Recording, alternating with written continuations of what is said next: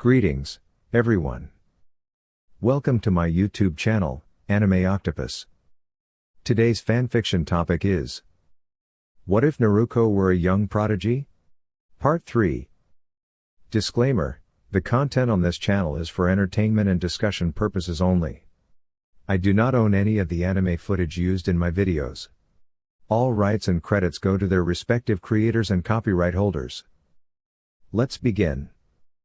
When July transitioned into August, Naruto felt confident that she had grown accustomed to D-rank missions.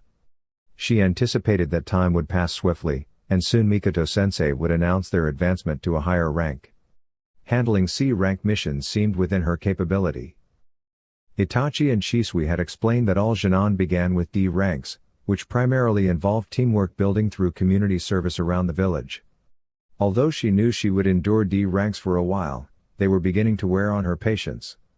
It wasn't the work itself that bothered her, her stamina made most tasks manageable, though she despised some of the assignments.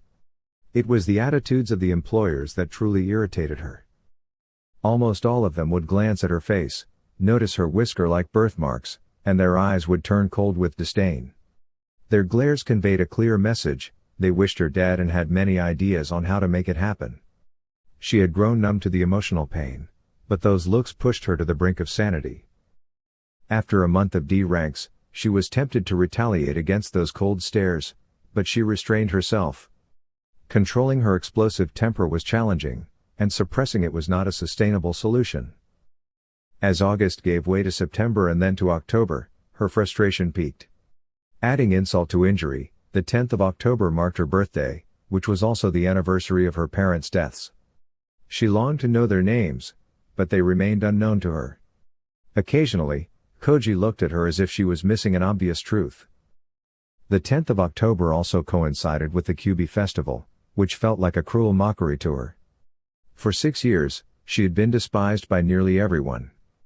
The orphanage had been unsafe even on her birthday, and she was expelled when she was 4. After 2 years on her own, she realized that October 10th was not a day of celebration for her. She often felt moody and insulted by the festival. Drunken villagers would muster the courage to harm her if she was seen outside on that day. While the Anbu were assigned to watch over her, not all of them were sympathetic. Inu, dog, was the kindest and quickest to protect her if she was attacked, followed by Nico, cat, and a few others she rarely saw. Most Anbu would only intervene if her life was in imminent danger, aware that Gigi would severely punish them if they failed to act.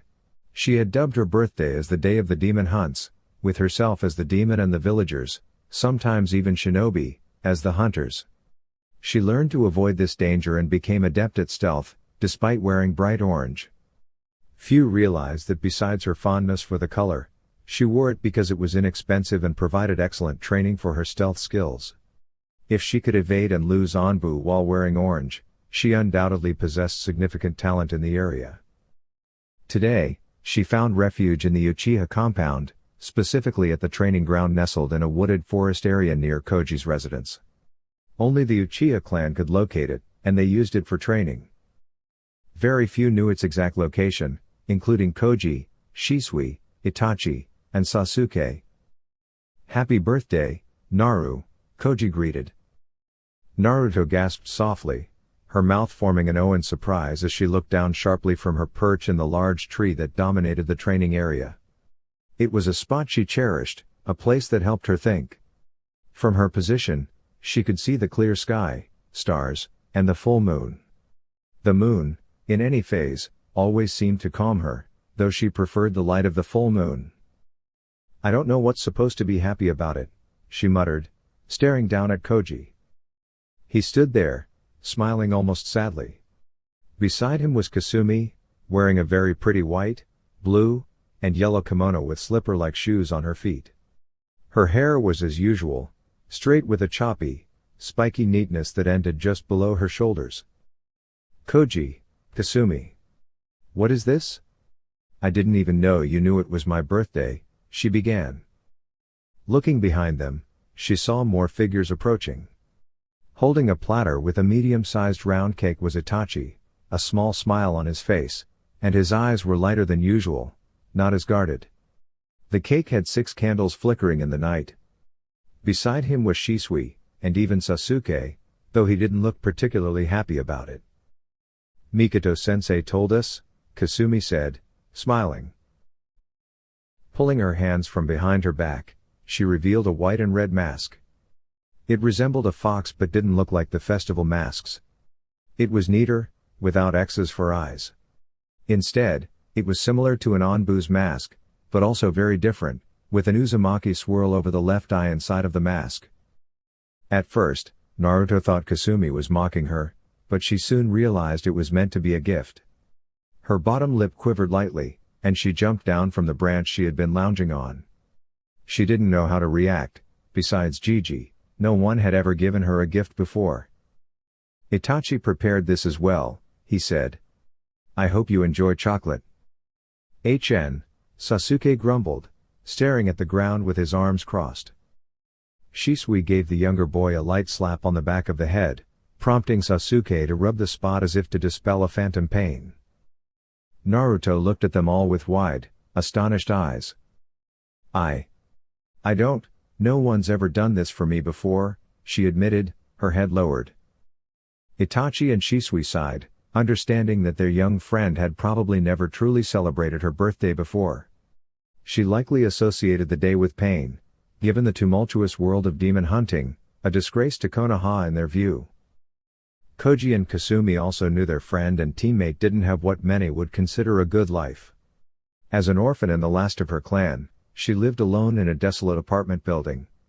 Her only solace came from the people at Ichiraku's and the Hokage, who offered brief respite from the cold glares of the villagers, something Koji and Kasumi had noticed after 3 months of D-rank missions. Sasuke, on the other hand, was taken aback. He didn't know much about the girl, except that she was smart enough to already be a ninja, something he aspired to become. He knew Itachi was fond of her, having overheard conversations with their mother about Naruto. He also knew that his mother was Naruto's Jonin-sensei, which irked him. He was accustomed to having his mother around, and now she was often absent for hours, leaving him to fend for himself and compete for her attention. Call him selfish or spoiled, but he felt as though the girl was trying to steal his family. His father was the only one who wasn't particularly fond of the blonde, yet even he didn't seem to mind her presence too much. He had even granted her access to the Uchiha district, despite her not being an Uchiha. It was not that others from outside the clan couldn't visit, but none could navigate the district and linger as she did. She had even stayed overnight at Koji's and Shisui's homes after exhaustive training sessions, which was unprecedented. He hadn't realized the extent of her struggles. Unlike his own life, which always included happy birthday celebrations, Naruto had never experienced that joy. She was born exactly 6 years ago on the night of the Kyuubi attack, the same night her parents died, her father fighting the Kyuubi and her mother possibly during childbirth, or perhaps during the attack itself. She had never celebrated a single birthday. "So, Dobi, do you want cake now?" he asked, a small smirk playing on his lips as her head lifted, and her blue eyes met his black. She was surprised by his almost kind words but soon smiled. "Thank you, all of you." They sat on the ground, with Kasumi spreading a blanket for them. Kasumi had given her a mask, and Naruto accepted it gratefully, having never received such a gift before. As the night went on, Naruto would later say this was the happiest she had ever felt. It became her most precious memory. Late November would forever be the month Naruto remembered for her very first C-rank mission. This would be the month she comprehended the true essence of being a ninja. Although she was not entirely naive, she understood the harsh realities of killing, being killed, and the even graver dangers faced by kunoichi if captured. She was aware that even on C-rank missions, things could go awry. However, she never imagined that a straightforward escort mission could devolve into a harrowing confrontation with a high-ranking missing nin on their way to T-country. The tales of the legendary Uchiha clan seemed to be more than mere exaggerations, a gruff voice remarked from his position in front of Mikoto-sensei. Naruto, Koji, Kasumi, and Mizmaru were assigned to guard Ran, the merchant they were escorting. Surprisingly, the man was not after Ran. It appeared to be a case of wrong place, wrong time. The missing nin from Iwa was simply passing through, looking for supplies to steal from the first merchant he encountered. At least, that seemed to be the case until he laid eyes on Naruto. No. It can't be, she recalled the man's eyes glinting with a sinister light that made her shiver, his mouth twisting into a vile grin. It is the Yondaime's legacy. The revelation had shocked her so profoundly that she faltered, taking a hit to the chest that sent her crashing into a tree with enough force to crack her ribs before her head slammed into the bark. She wasn't sure what earth jutsu was used, but the mud it shot was anything but soft. His words, however, gave her much to ponder. The Yondaime's legacy. But how could she be his legacy? It made no sense. By the time her teammates helped her up, Mikoto-sensei had engaged the Iwa nin in combat. They watched with a mix of fear and awe, having never seen Mikoto fight at full strength. Her small cuts and bruises, along with the dirt and tear marks on her clothes, attested to the intensity of the battle. Her determined eyes, now revealing the Sharingan for the first time since they had trained under her, were resolute. Rumors are just that, rumors, Mikoto-sensei retorted as the fight resumed. The strikes were so fast and precise that the three Genin struggled to follow them. Mikoto was a formidable fighter, excelling in taijutsu and ninjutsu. She also seemed to be adept with shuriken, possibly other blades as well. Doten, Doryu Taiga, Earth Release, Earth Flow River. Haruki, the Iwa missing nin, called out. Mikoto slipped slightly as she jumped to avoid the full force of the slippery mud river. Katen, Karyuenden, Fire Release, Fire Dragon Flame Bullet. She exclaimed, launching the fiery jutsu at the Iwa nin as she landed, having performed the hand seals while in midair. The flames enveloped the missing nin, incinerating him, but Mikoto sensed something was amiss. The manner in which he disintegrated was unusual, even for that specific jutsu or any fire jutsu she was familiar with. What? Her eyes widened in realization. An earth clone. But that means. Her thoughts immediately turned to Naruto and the others with a surge of concern. Spinning around, she saw the real Haruki emerge from the ground, launching an attack on her Genin. Iwa will have your blood as vengeance, Namikaze spawn. Haruki nearly cackled. He lunged at Naruto with a kunai, and Naruto was not quick enough to block the attack with her own weapon. Naru! Mikoto-sensei shouted, rushing forward as fast as she could, though she knew she would be too late. Relief washed over her as she saw Mizmaru move to protect Naruto, recognizing the urgency to defend his partner's teammate and friend. However, she was even more surprised to see Koji's face void of all emotion, his eyes now red as he positioned himself between the missing nin and Naruto. Haruki's blade struck flesh just as Mizmaru sank his fangs into the missing nin's arm. Kasumi gasped, her burgundy eyes wide as her two teammates fell to the ground. Koji intercepted the blow intended for Naruto, taking the kunai to his right shoulder blade. Koji, Naruto breathed as she hit the ground, seeing the blood from his shoulder and the kunai still embedded in the wound. Why? Koji looked down at her and smiled. Because you're my best friend, he said, rolling off to sit beside her. Damn dog! Haruki growled, shaking his arm to dislodge the ninkin. Hey! Kasumi yelled, upset that the missing nin had hurt her friends and was shaking her dog. Mikoto smiled slightly as the girl threw a kunai, striking the Iwa nin in the left arm. He clearly had not anticipated such boldness from one of her Genin. You little brats! I'll kill you all, Ak! Blood spewed from the ninja's mouth as he was yelling, and Mizmaru finally released his grip on the arm. The man fell to his knees. Mikoto silently approached the distracted ninja from behind, her katana poised at an angle from the twist she had given it after driving it through the man's back and out the left side of his chest, where his heart lay. Did you forget someone, Haruki-san? She inquired, her voice disarmingly polite for the situation. Arg! Was the only response as she withdrew her blade, and the ninja collapsed face first onto the ground, dead. Mikoto-sensei, Kasumi said, surprised by the sudden appearance of her instructor and the katana. None of them had known she possessed such skill with longer blades. Naruto, who had been watching in shock, realized that Mikoto must have stored the weapon in a storage scroll on her person. Mikoto smiled at her Jinan. "It's fine now," she reassured them. Kasumi gasped, drawing Mikoto's attention to the injured Koji, who had protected their blonde teammate. "Koji?" Kasumi exclaimed, rushing forward with Mijimaru, who barked once as if to ask if Koji was all right. Ran stayed back with the caravan, concerned but also frightened. Naruto was now kneeling behind Koji, ripping his high-collared shirt to examine the wound better. "I'm fine," Koji said, wincing as Naruto placed her hand on the handle of the kunai. "Kasumi, prepare your medical kit," Mikoto-sensei instructed. Kasumi nodded, retrieving a larger tan pouch from around her waist. She placed it on the ground, opening it to remove disinfectant and bandages. It was a basic kit since she had only recently begun studying medical arts and had not yet learned any medical jutsus. "Sorry," Naruto muttered moments before yanking the kunai from Koji's back. Koji bit his tongue to keep from screaming, thankful for his high pain tolerance. "You three performed well given the circumstances. You survived against a Jonin and worked together," Mikoto-sensei commended them, smiling slightly. Naruto couldn't help but feel guilty as she assisted Kasumi in bandaging Koji's wound.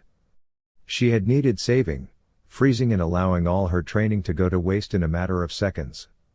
What if it happened again? Her blue eyes narrowed as she glanced at her teammates, shaking her head resolutely. She couldn't allow it to happen again. Weakness was not an option. Returning from her thoughts, she heard Mikoto-sensei congratulating Koji on unlocking his Sharingan, which visibly pleased him. Naruto couldn't blame him. She knew that not all Uchiha awakened the bloodline, particularly those from the branch families, based on what she had learned as Koji's friend. As they regrouped, Mikoto-sensei stored the missing nin's body in a scroll, explaining that missing nin were either captured alive or dead. If dead, their bodies were either incinerated on the spot, leaving no trace, or taken back for the bounty. Typically, only the head was required, but sometimes the full body fetched a higher bounty. This also applied to individuals listed in the bingo book, which contained not just missing nin but also other targets considered enemies by various countries.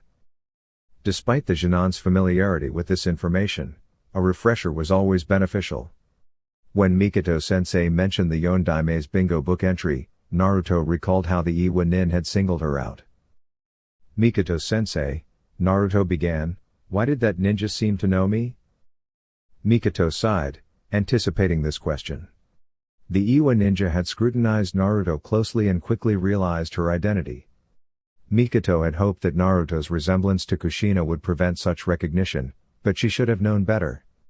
The girl was unmistakably her father's daughter, her blonde hair, even with its red highlights, making her identity evident. Those cerulean eyes were a mirror image of Minato's, even though their shape resembled Kushina's more closely. "He called you the Yondaime's legacy," Kasumi muttered, looking thoughtfully at the sky. "And Namikaze spawn. But you're an Uzumaki." Koji sighed, shaking his head. "You really haven't realized it yet, Naru-chan?" he asked, surprised at her lack of awareness. "It's pretty obvious. There's even a picture of him in Hokage robes in the history books, and we covered him in the academy alongside the Kyuubi attack." Kasumi blinked and then gasped, looking at Naruto in shock. "Namikaze. Namikaze Minato, Yondaime Hokage," she thought in surprise. "Naru is the Yondaime's daughter." Mikoto sighed, recognizing that both her older Jinan had understood it, though she wasn't surprised Koji had. Like Shisui, he was intelligent, almost a prodigy himself. He probably would have been if not for his laziness, a trait she found amusing since she knew of no lazy Uchiha. Naruto looked at them slightly confused, replaying everything the missing nin had said during the battle. Reflecting on what Koji said about the Yondaime, she admitted with a blush, "I think I was asleep during some of that lesson." Kasumi and Koji sweat dropped. "Are you sure you're a prodigy, Naruto?" Kasumi asked dryly, and Naruto sighed. "I never claimed to be." Just give me a minute. She muttered, trying to recall the picture of the Yondaime Koji had mentioned.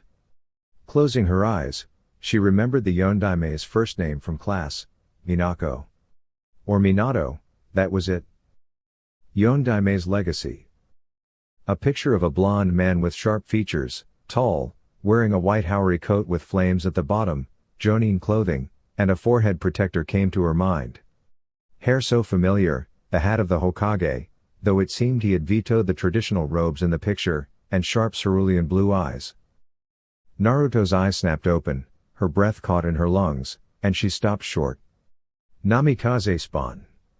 She exclaimed. The Yondaime. His name was Namikaze. She trailed off, and her teammates, who had stopped some inches in front of her, smiled almost sadly. Minato, Mikoto finished, nodding. Namikaze Minato, he was my Jinan teammate. Naruto looked down sadly. He was my father, wasn't he? She asked, but she already knew. Mikoto was relieved.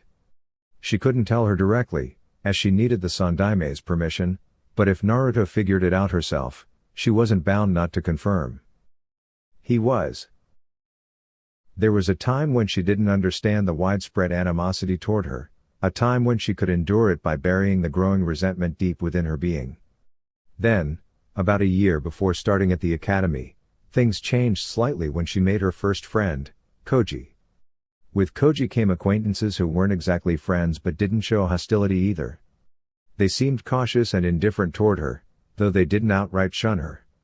Later, Koji played a role in introducing her to her other two friends, Shisui and Itachi, and even connected her with Sasuke to some degree. Eventually, upon graduation, she found herself on a team with Koji and Kasumi. While Kasumi wasn't yet a close friend, although after their recent mission, their bond was growing, she became one of the few who helped her combat the hatred that threatened her well-being. She shuddered to think of what might have happened if she hadn't joined the academy, or worse, if the Hokage hadn't taken an interest in her. Now, she understood exactly why the village harbored animosity toward her.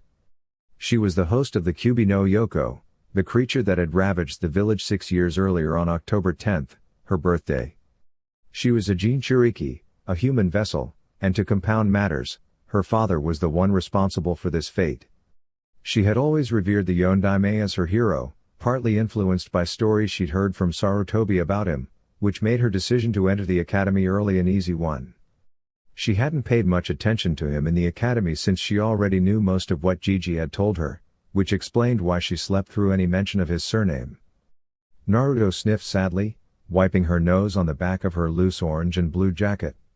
She didn't usually wear the jacket, preferring not to draw attention to herself. That's why she had another jacket, similar but lacking the vibrant colors of her orange and blue one. With the Uzumaki swirl on the back, it felt like a target, something she realized upon entering the academy. Perhaps she wore it now, not because of the chilly night breeze as she sat on her apartment building's roof, but because of the harsh truth she had recently discovered.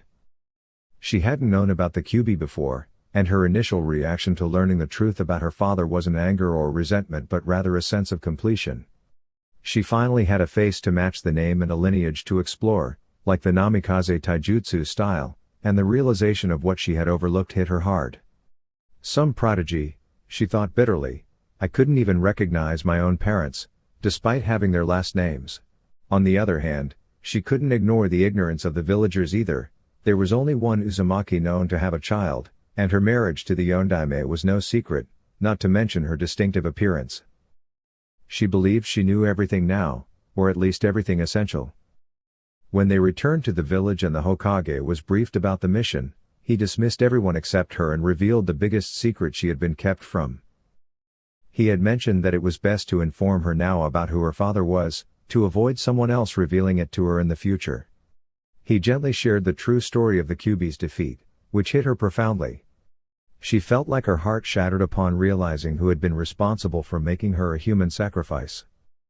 Her tears followed a mix of anger, denial, and yelling. "Did my mother agree to this?" she asked with a trembling voice. Sarutobi sighed deeply. "I don't have all the details about this decision, Naru-chan, or how Kushina felt about it. Minato believed there was no alternative at that time. I couldn't question his reasoning. He loved you deeply and couldn't expect anyone else to make a sacrifice he wasn't willing to make. His words were meant to soothe her, but they initially fueled her anger. Tears streamed down her face until she felt numb, unsure of what emotions to process. That day, Sarutobi gave her a couple of scrolls, one containing her birth records and their will. The will declared her as the inheritor of their belongings and the family legacy of the Uzumaki and Namikaze clans. Naru-chan. If you're reading this, things have gone awry. War or unforeseen circumstances may have separated us from you. Know that your father and I adore you deeply. The day I learned about you was the happiest of my life. I vowed to protect you, and even in death, that promise remains. As I write, I'm 8 months pregnant, and you should arrive in mid-October. We're unsure of your gender due to a previous condition, but we've chosen Naruto as your name regardless. Your father hesitated, as Naruto is typically a boy's name, but I see no reason why it can't be for a girl too. You can shorten it to Naru if you prefer later in life.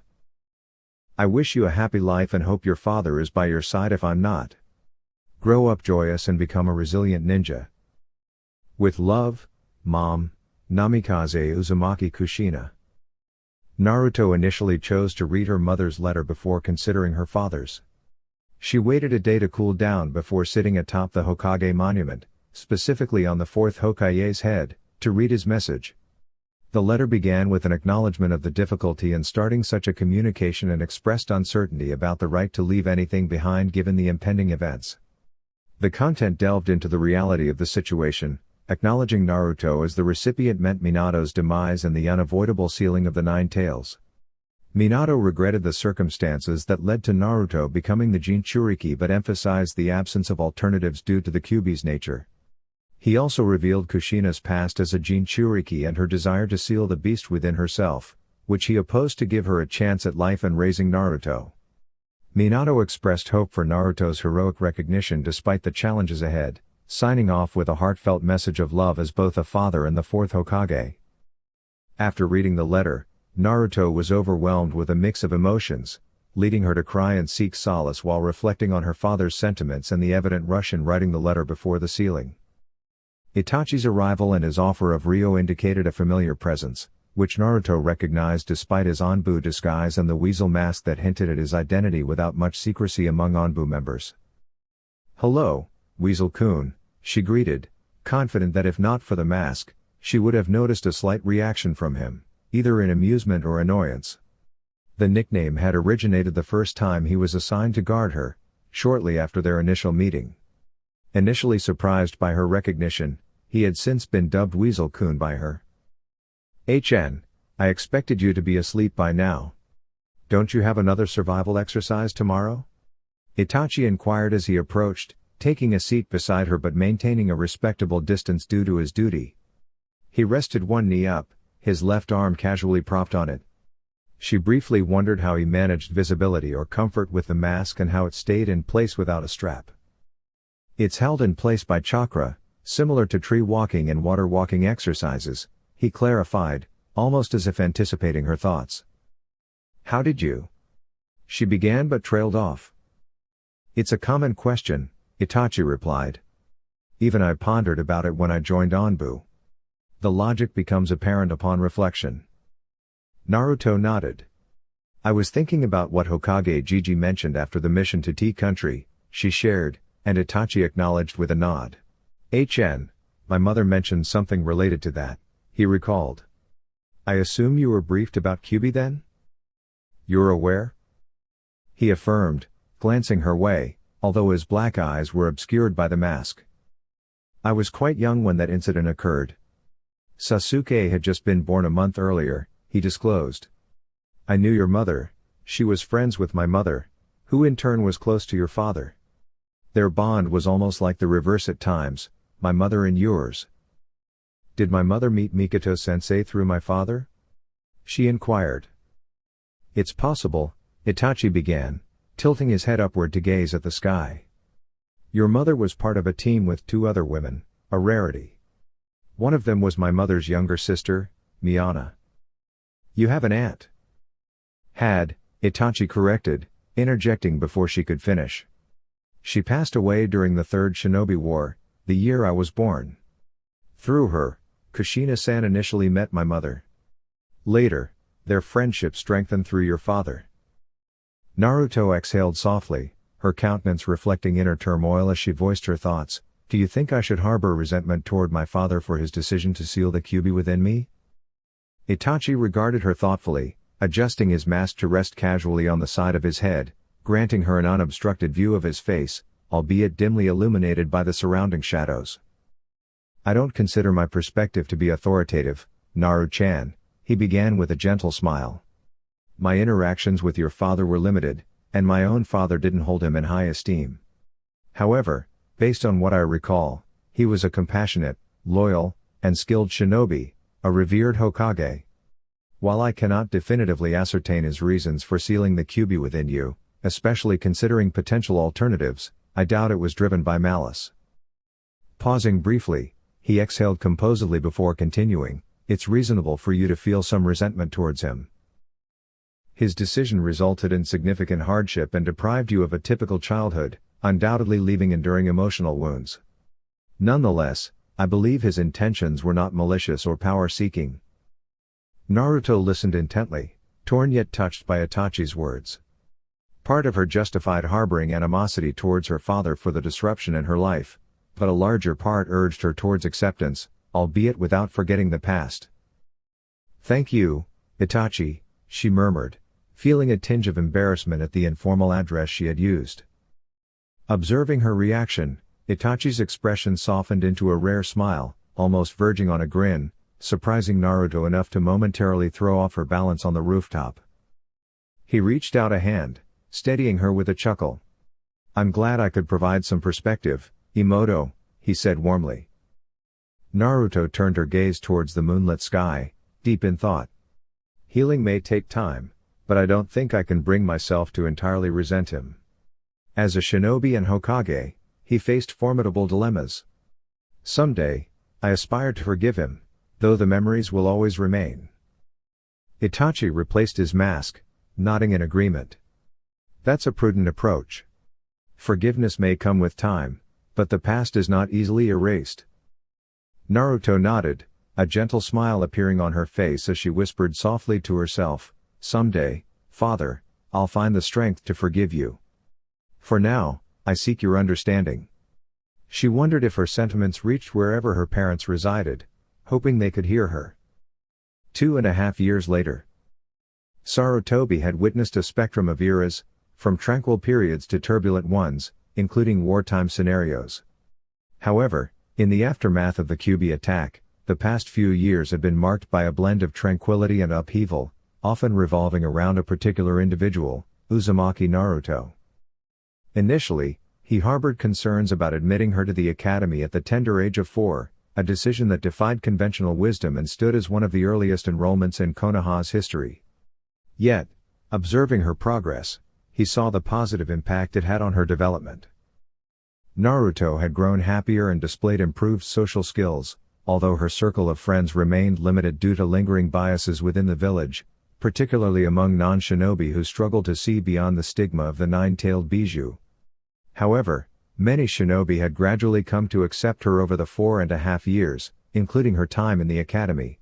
Reflecting on her journey, Sarutobi found it hard to believe how the once determined girl, obsessed with proving her worth to those who doubted her existence, even entertaining a brief phase of reverence for a ramen deity, though her love for ramen persisted beyond that phase, had matured over time.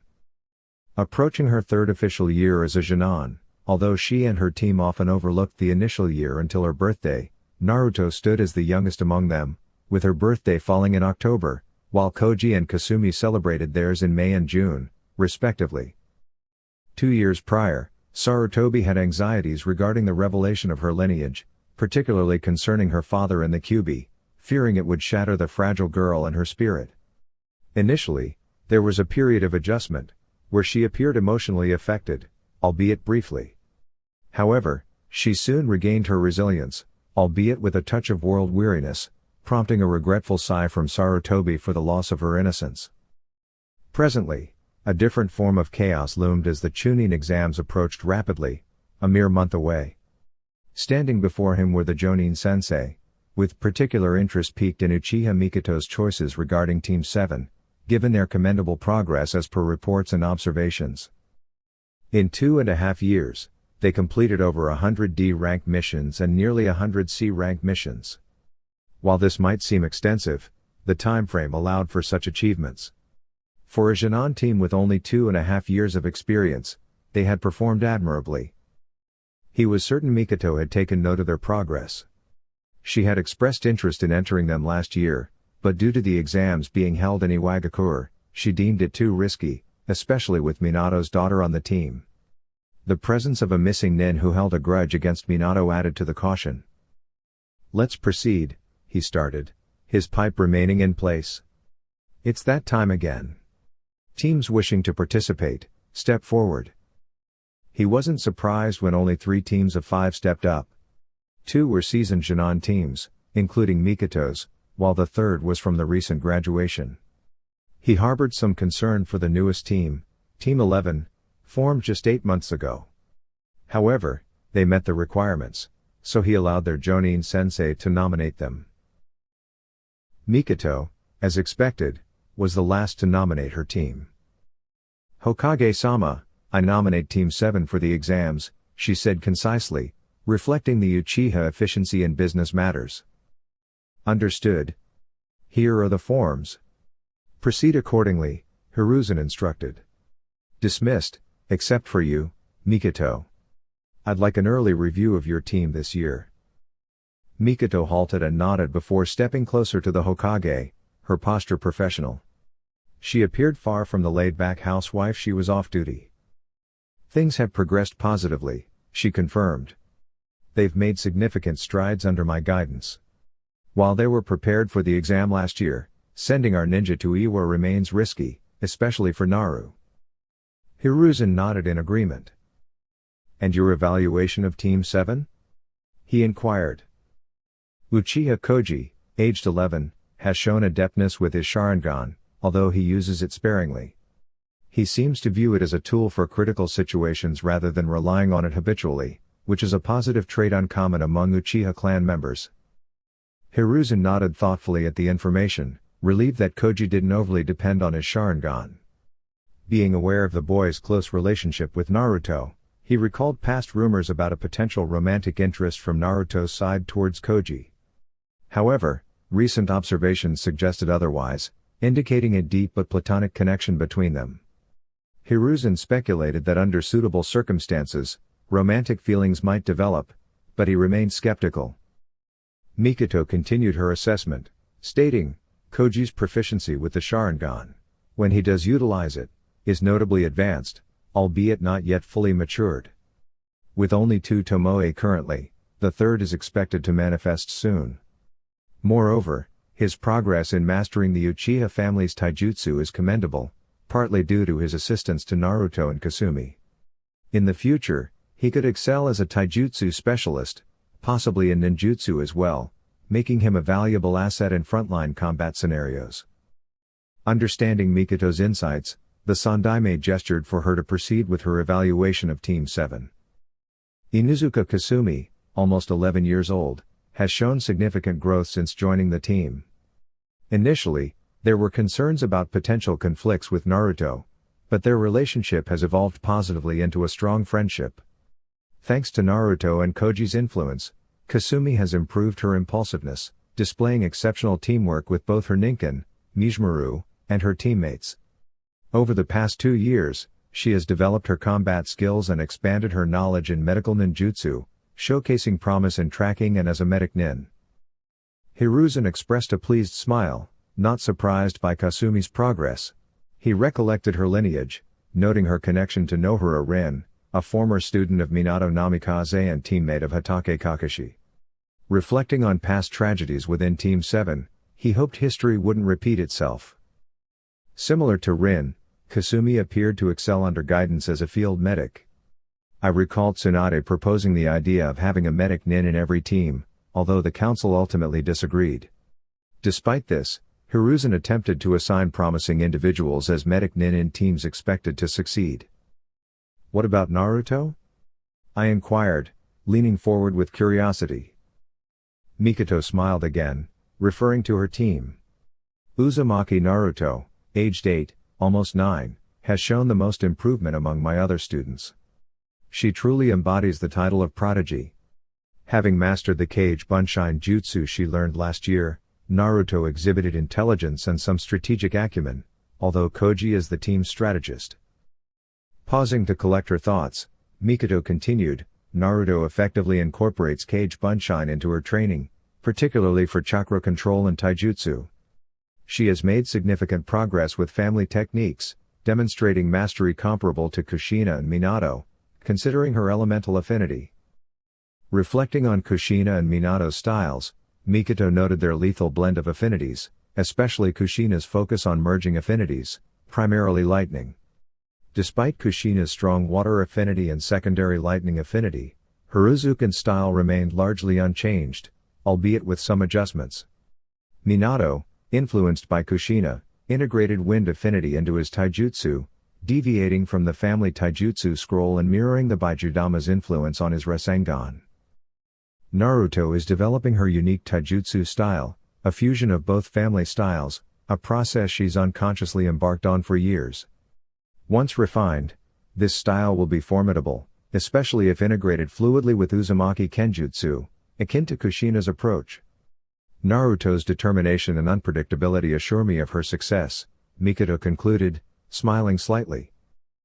Hiruzen reciprocated the smile, acknowledging her assessment. Yes, she embodies the traits of both her parents. I presented her with her mother's katanas on her previous birthday, as you're aware, he mentioned, and Mikoto acknowledged with a nod. Indeed.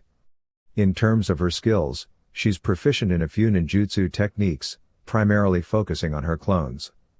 Her affinity for ninjutsu seems notable, likely inherited from being an Uzumaki and Namikaze. We're aware that Kushina and Minato excelled in ninjutsu and fuinjutsu, among other fields. She also displays prowess in seals, much like her parents. Considering her lineage, this doesn't come as a surprise. Naruto takes after Koji, being a frontline combatant, and with time, she could evolve into a capable leader.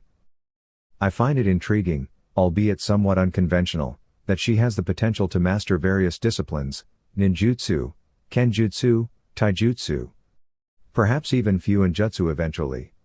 Among these, she shows particular promise in ninjutsu and kenjutsu.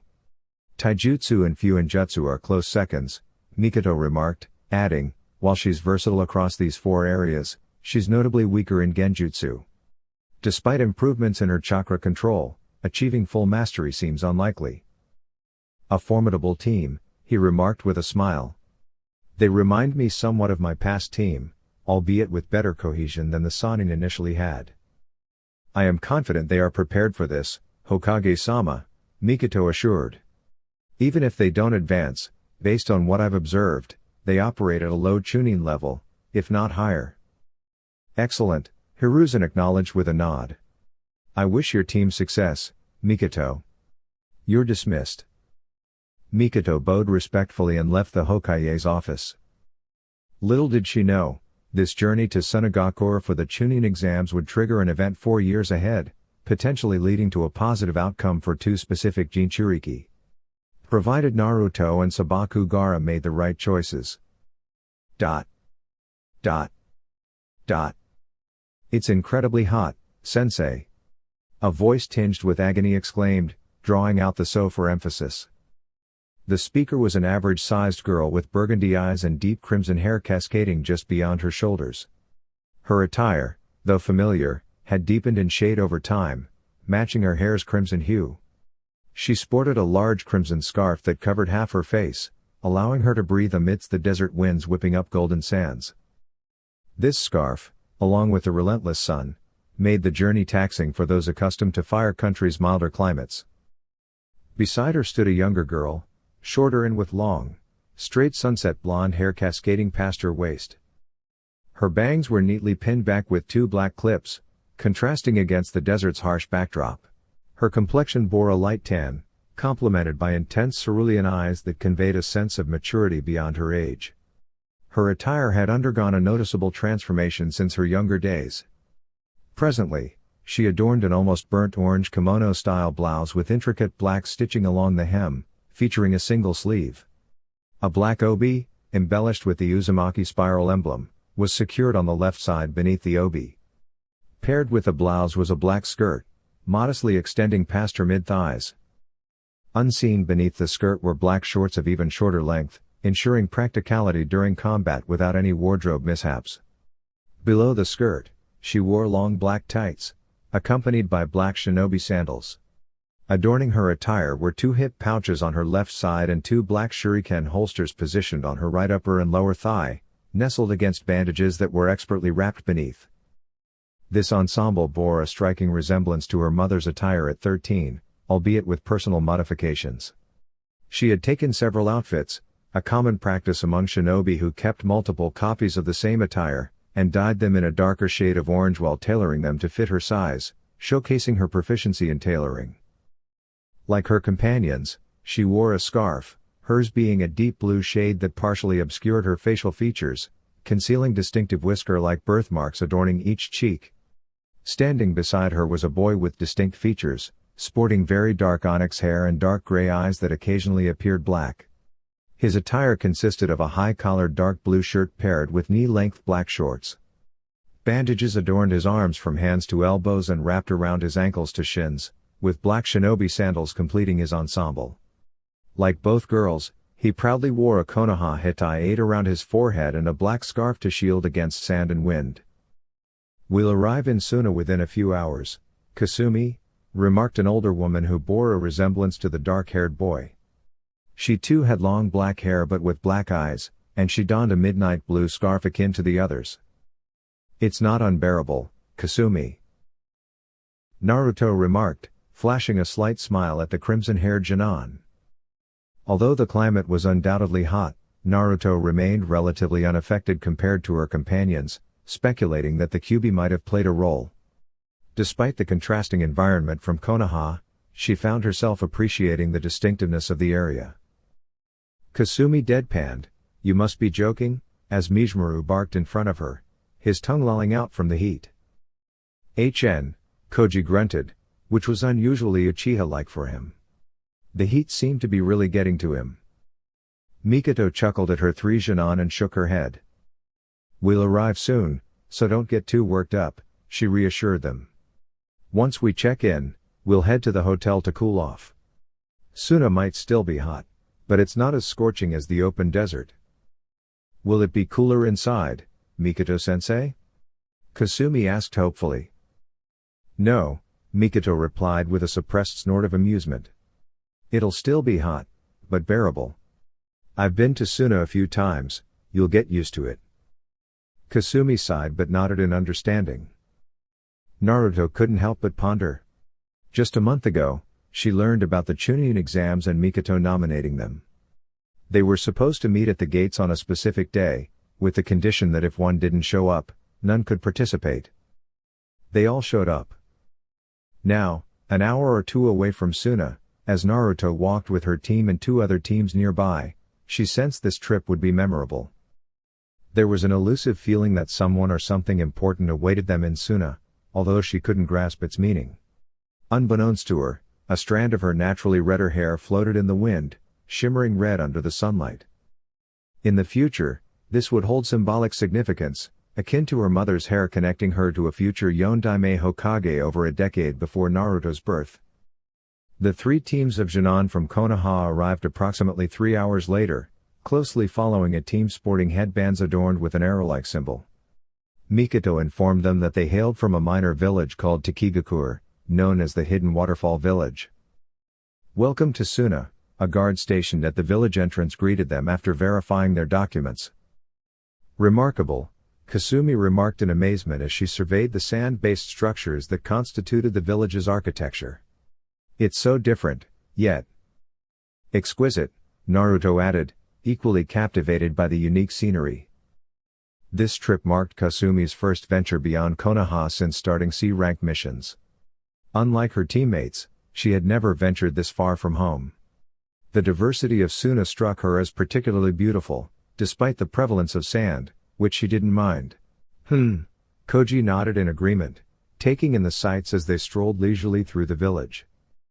"Sensei," Kasumi began, addressing their composed instructor. "Is there a lack of plant life in Suna?" Mikoto furrowed her brow. "Not precisely. While desert flora exists, the vegetation in Suna and much of the wind country differs from what we're accustomed to." "Most?" Koji queried, casting a curious glance at his distant cousin. "You'll discover what I mean soon enough," Mikoto replied, a hint of mischief in her tone. Before Koji could respond, a loud rumble interrupted. The older members of Team Mikoto turned to Naruto, who flushed red with hunger, glaring at the sand beneath her feet. "I'm famished," she mumbled. Her teammates and sensei sighed, exchanging amused glances. Mizumaru, sensing the mood, bounded from Kasumi's side to Naruto's, barking in agreement. "It seems Mizu-chan agrees," Kasumi observed, a faint smile playing on her lips. "What should we?" "Ramen?" Naruto exclaimed eagerly, eliciting a twitch from Koji's left eye. "You consume too much ramen, Naru," he chided, shaking his head. "Diversify your diet, otherwise, you'll stunt your growth." Naruto huffed, crossing her arms defensively. "I eat other things." Mikoto chuckled. "Unfortunately, ramen isn't available in Suna. We'll try some sandengo, it's a local delicacy." Kasumi and Koji sighed, resigning themselves to yet another meal without ramen. Naruto pouted briefly but followed her sensei and team to a place known for its special dengo. As they walked among the locals, Naruto couldn't help but notice the absence of judgmental stares she was accustomed to back in Konoha, which she loathed. She smiled, growing fonder of Suna with each passing moment. "Oh, I apologize," she exclaimed after accidentally bumping into a boy of similar height but with a slightly frail appearance, or perhaps just a paler complexion and a melancholic demeanor. Turning to face the person she had bumped into, Naruto was struck by his aquamarine eyes that contrasted sharply with her cerulean gaze. Their expressions carried a mix of sadness and familiarity, tinged with shock, surprise, and a hint of apprehension in their wide eyes. She only caught a fleeting glimpse of him, yet his gaze lingered in her mind as she turned to keep pace with her team, soon disappearing into the bustling crowd. The examination wouldn't commence for another 3 days upon their arrival, allowing teams to settle in and establish a routine. While many teams ventured out to explore, Naruto quickly noticed this trend. Although her team also indulged in some exploration, they often opted to stay in their hotel room. They engaged in card games and, in Naruto's case, training, specifically, honing her chakra control. Kasumi had always harbored concerns about Naruto's rigorous training regimen, fearing it might lead to physical harm or chakra exhaustion, especially given her aspirations as a medic nin. Despite Koji's apparent nonchalance, Kasumi couldn't help but notice his vigilant watch over Naruto, sparking occasional bouts of jealousy. Unwillingly, Kasumi found herself drawn to the laid-back Uchiha, developing feelings for him amidst Naruto's past crush and lingering emotions. The dynamics among the three puzzled her. Was it romantic, purely platonic, or a mix of both? While some moments hinted at mutual feelings, others left her uncertain, feeling a whirlwind of emotions that ranged from intrigue to frustration. "I'm utterly bored," Naruto groaned, frustration evident as she tossed her cards aside, staring at the ceiling. "My luck is abysmal today. It's beyond irritating." Koji chuckled, collecting the meager winnings with a smirk. "We could have played a more daring game," he joked, earning glares from both female teammates brimming with lethal intent.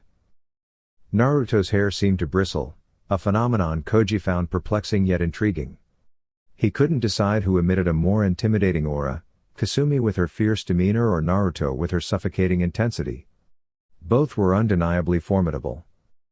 "Absolutely not, you pervert," Kasumi retorted dryly, while Naruto stood up decisively. "I'll head out for a meal. Kokun, lend me some money." "Why not use your own funds?" Naruto's eye twitched as she gazed sternly at her best friend. I would have contributed, but someone claimed all of it, she retorted. Moreover, I'm procuring food for all of us, so please hand it over or face consequences. The decision is yours. She delivered this message with a deceptive sweetness. Kasumi stifled a laugh behind her hands, while Koji visibly reacted, tossing some money to his friend. She smiled and stashed it into a frog-patterned wallet she cherished. Ironically, Naruto wasn't particularly fond of frogs, stemming from a prank Sasuke and he had played on her. They had retaliated for her adding pink hair dye to their shampoo. Fortunately, it only affected them and not everyone in their residence. Although the dye wasn't permanent, it didn't improve their mood. Uchiha certainly did not appreciate pink hair. Isn't it curious how rarely she loses in our games? Kasumi remarked after their blonde companion departed. Koji chuckled. Almost never, although she does have her off days, he remarked as he put away his remaining money. So, what do you reckon she'll bring back? Kasumi sighed. I don't mind, as long as it's not ramen. Mizmaru barked in agreement from his comfortable spot on the bed.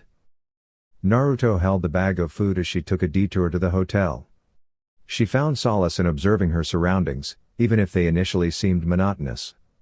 Perhaps it was because nobody recognized her here, sparing her from those judgmental gazes that ignited her anger. Run!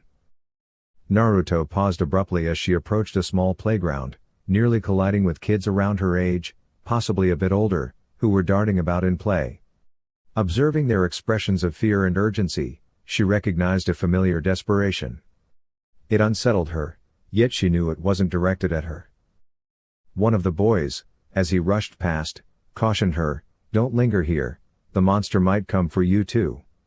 Naruto was taken aback by his words but chose to disregard them, focusing instead on the unfolding scene. A girl limped towards her, hindered by sand coiling around her ankle.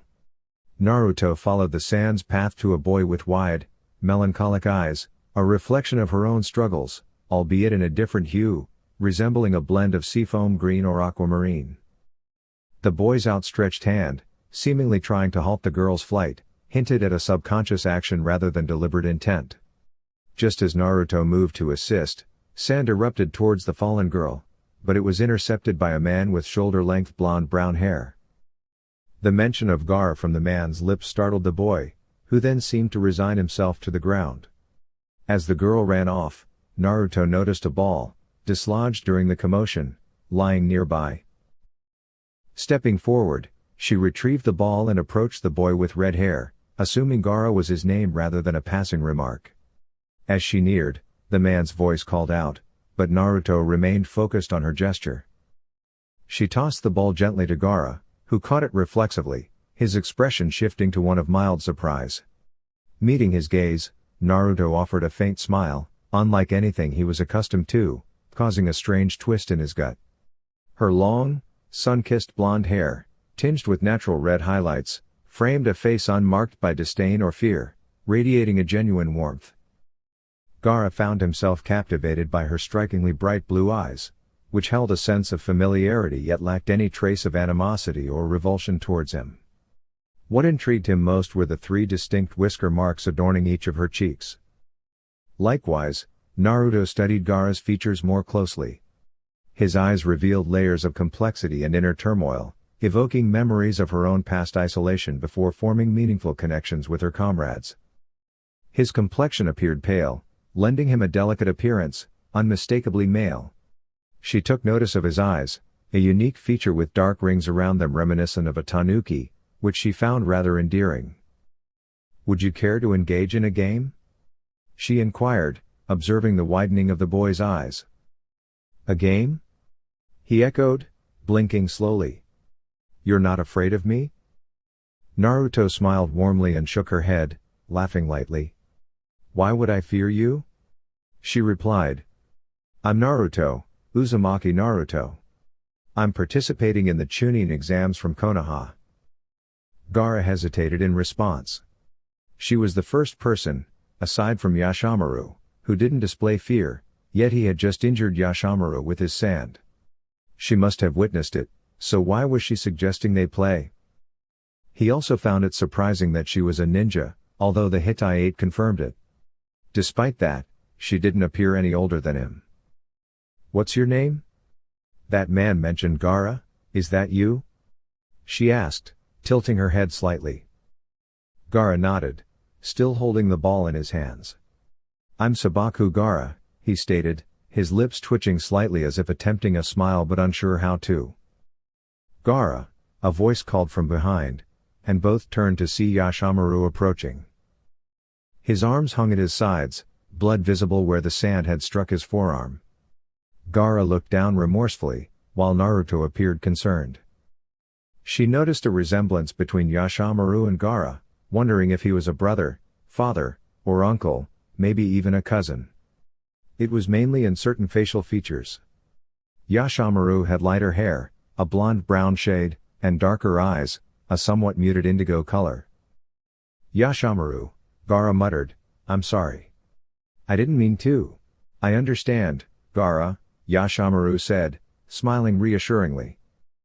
Turning to the girl beside his nephew, Yashamaru was struck by her bravery and kindness towards Gaara.